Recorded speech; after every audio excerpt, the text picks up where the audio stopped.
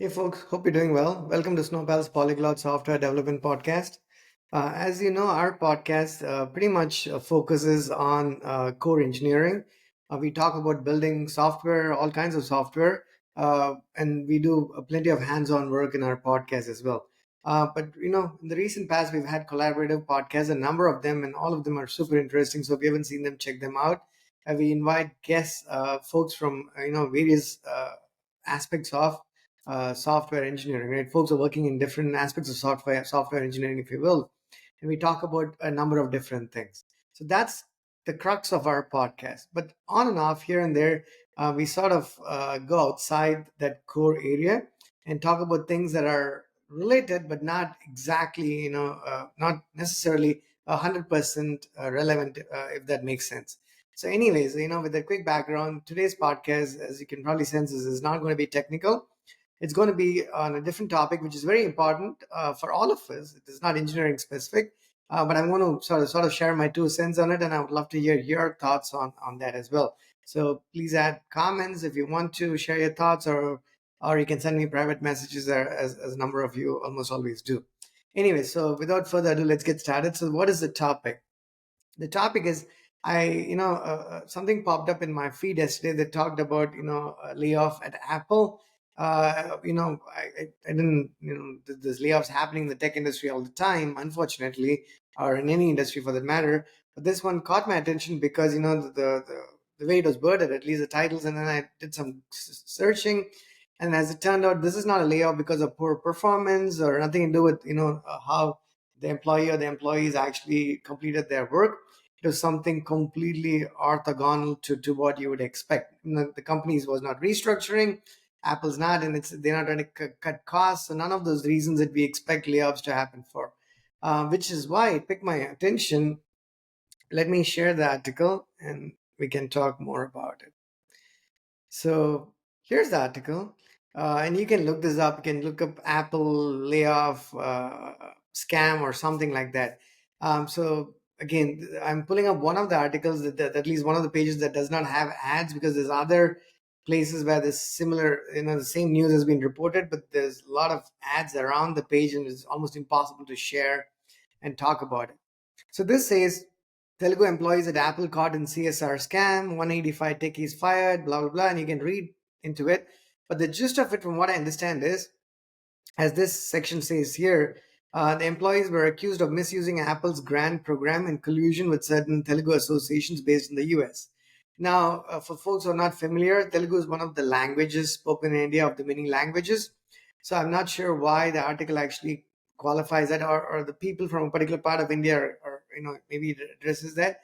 But I'm not sure if that's necessarily relevant, at least not to what I'm trying to share here. What I want to share here is that is a part of India, a different part of India from where I come from, but it's still a part of India, right? It's one of the states in India. And when I saw that, I was like, oh, you know what? That doesn't, doesn't read well. It doesn't read well. It doesn't matter which part of the world it is. But when you happen to have been born and raised in a country, and this news relates to, something along those lines, it kind of starts to pinch you a little bit harder, if that makes sense. So I looked into it, and I was like, you know what, this, and you can read the article. The gist of it is, I believe, from what I understand, that there is an association. I think they call out for it somewhere here, and it says read more on some other site. Let me actually pull that one there. Um, these ones have a lot of ads and whatnot. So it says fraudulent grants program. The employees allegedly misused Apple's grant program in collusion with certain US based Telugu associations. So, I mean, what the actual scam is, you can read more about it, but here's what I want to actually say, right? And before I go into that, and why I think I felt an urge to at least talk about it and share my 2 cents, before everyone's like, oh, you know what, there's plenty of good things happening by, folks from India do lovely things. Absolutely, right? I also come from India, and I want to believe that, we are, most of us, right, are honest, credible people. So just to just to balance things out before I go deeper into this conversation, because I'm pretty sure I'm going to get some comments for this, is I'm going to share the usual list that you might have seen elsewhere. There are many Indian origin CEOs that are leading top companies in the US. Some, you obviously know, probably, even if not all of them, I'm sure you know Satya Nadella, who runs Microsoft, Sundar Pichai, who runs Alphabet, Shantanu Narayan, who runs Adobe, and then the list goes on and on and on, right? I think probably the CEO of Starbucks is probably dated because I believe that was the old CEO, but you get the idea. Uh, so absolutely, people, India is a big country, 1.4 billion people. I think about 5 million Indians live in the US, so there's a sizable number, about 1.5% of the US population. Um, and I think, if I'm not wrong, it's probably one of the wealthiest immigrant communities in the US, right? So generally good, very good. And we all try to, portray our, in other words, let me step back. If you go to college, let's say you go to a school that's highly ranked, it's, a lot of people like to do that, right? So you go there. Yep, maybe it is important when you actually enroll in that university and then you graduate, but it's only good if it continues to be a good place to go to school too. So a year, 5 years, a decade, 2 decades, or 5 decades down the road, everybody continues to want to go to that same place, right? Let me actually stop sharing here. Everybody continues to go to the same place, so the reputation of the school either hopefully continues to improve, or at least stays the same but does not diminish. And that's only then would you have value for the diploma that you have from that same school. Now, if you went to a great place and it deteriorated over the years and it's considered not so good, people are not going to look at it as to how it was when you enrolled and graduated from there. They're going to only think about how it is, what its reputation is today, and whether you went to that school or not, right? So you get the idea. I think immigrating and immigration is no different. You come from a certain place, you go to another country, and people start looking at you independently, right? Sure, everyone tries not to stereotype and put everyone in a bucket, but we are all humans, so we're going to have these biases, right? I mean, it's just natural. We try to not have them. We try our best, but there are times it's undeniable that it's going to be there, right? Where nobody's perfect. Humanity is not perfect. So what's going to happen is when somebody sees this news, they're going to be like, oh, you know what? What does it speak of Indian engineers in the US? And I'm just coming to the crux of why it caught my attention, and I was particularly worried about it when I saw it, because I am an Indian engineer. I've been building. I've lived most of my life in the U.S., but that apart, the sense of it, when somebody looks at me, I'm Indian and I build software, and we take credibility extremely seriously, right? At Snowpal. So when people have asked me over the years, what is our biggest skill? I know, before I even say our technology stack or the way we approach problems, or our architectural abilities, or all the products that we have out there, I have almost always said, it's credibility. And people are like, why is that? Does that even have to be stated? Unfortunately, we live in a world where it doesn't come easy. I mean, it's hard enough to find good engineers or good resources, right? Any resource. It just becomes incredibly harder when you're looking for a credible, good resource. It's not easy. And hopefully this resonates with you. If you found it easy to find good people who are always credible, then you are blessed. I promise you, not all of us are, because it takes a lot of time and energy and effort and money to find those people who are not just good, but they're also credible. It's because it sometimes doesn't come easy. And now, again, I don't want to speak to an entire culture. Just because you're born in a place and you happen to be one of them, certainly I recognize it doesn't give me the right to talk about a general population. But but sometimes you have to have opinions, right or wrong, to be able to share. So I think, let's take a random example. If, let's say, India has plenty of beautiful neighborhoods, right? Really nice, clean neighborhoods. Uh, but there are a number of places that are not so clean. So when you say India to people, I don't know what's the first thing, if they've traveled or not traveled. I don't know what goes through their heads. Like, hey, is cleanliness the first thing that comes to your mind? Or are you subject to what the media shows you, which is true to a large extent? Because just because there are a few nice places and clean neighborhoods, it doesn't speak to the entire nation, unfortunately, right? Now, if you take Switzerland, on the other hand, I'm pretty sure Switzerland has, I mean, I've been to certain parts of Zurich that are quite terrible, but the majority of Switzerland is impeccably beautiful. So when you say Switzerland, I'm pretty sure everyone's going to think of the Swiss Alps, the mountains, and the beauty of Switzerland, because it is an incredibly lovely place. So what sticks in your mind is it's the majority of what happens in general, whether it's a place, a nation, or people.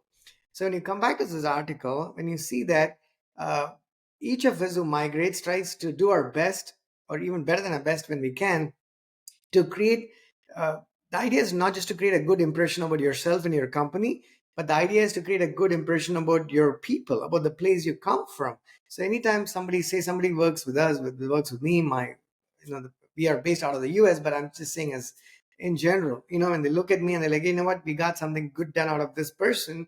I want that to reflect not just on Krish, on Snowpal, but also hopefully on the place I was born and raised in. India is a beautiful and lovely country, lovely people. uh, but when you see something like this that says, you know what, somebody did something not so good, and it creates some sort of a stigma or a stereotype or whatever you call it. And I say this because I've had people ask questions, even if not directly, not related to this article because it's just new, over the years. And it's not because they're trying to be mean, it's just because they're trying to be honest and they believe they can have this honest conversation with you. And then you try to clarify some things they may have gotten wrong, some they got it right, they just weren't sure how to ask those things. But the point being, whether you like it or not, it doesn't have to be Sundar Pichai, it doesn't have to be Satyanarayana, it doesn't have, you don't have to be one of those top people who has name recognition. If people work with you, and you do something really cool, and you're very credible, your ETAs make sense, you deliver before time, you deliver to what you promised, you have code that's nice and clean and not bug free, because we all aim for that. It's not necessarily possible, but with the least number of bugs. You document it well. In other words, you produce good quality software all around, and then you complete the project. That's the impression that they're going to have. Now, again, I'm not saying everything is tied to, hopefully nothing is tied to race, right? But subconsciously, you're going to be like, you know what, I've worked with this person who looks a certain way, and they produced great quality software. And when I go to the next company or the next project, find somebody else who kind of looks like they are from the same part of the world, I think you're going to, that impression, the good impression is going to carry over. I mean, if you tell me if you disagree. But if you had a bad experience, that it is going to carry over as well. Now, Apple's going to completely forget this, deal with this, and move on. I know there are wonderful, Indian engineers who work at Apple, and they continue. There's going to be more of them in the future as well. I'm pretty sure it's a very diverse, lovely company. But, I don't. They're going to have new. I'm pretty sure they're going to have new checks and balances to make sure something like this does not happen again. And now you want to have those checks and balances that does not profile a group, right? From a legal standpoint, I'm pretty sure that's what they do. But I mean, are we going to argue that at the back of the minds of at least the people who are trying to do this, they're going to be like, you know what, we have to be a little more watchful in these cases than in these other cases, right? It's just bound to happen. Now, if you think it does not happen, every human is unbiased and we all, don't have any preconceived notions and we don't make judgments. I think you live in a different world than I do. I'm not saying it's the right or wrong. I would love to live in that world. It's just the world that I've not been privileged or blessed to be subject to. I'm continuing to live in a world that's nice, but it's got its pros and cons, right? It's just the way life works. So here's what I would say, right? What's happened has happened, but uh, I would love to, hear only good news. We would all love to hear only good news, right, about from every part of the world. But sort of selfishly speaking, I've noticed that, when as a sort of, we are a product company, but we also do consulting, to keep the lights on, essentially. Uh, but over the years, 10 years ago, get on an interview, 10 minutes later, we have a conversation and we're getting started on the project. As time went by, as time goes by, I see a lot more skepticism towards hiring in general. And when I talk to the recruiters and the hiring managers, and being one myself, this is the conclusion I've sort of come to. It's the fact that people do all kinds of things, right? I mean that they have proxy interviewees where that's not the person who's interviewing. Or I've had a recruiter told me that they hired somebody and somebody else showed up at work because the last name was the same. All kinds of scary, bizarre things, and because of that, companies continue to add more and more and more checks and balances. Now, that's, it's good to have checks and balances, but if you spend all of your energy doing it, it means that you're actually wasting time and money, because you shouldn't have to be doing that as a company. And smaller companies don't even have the luxury to do it. It's because of the overall lack of credibility in general.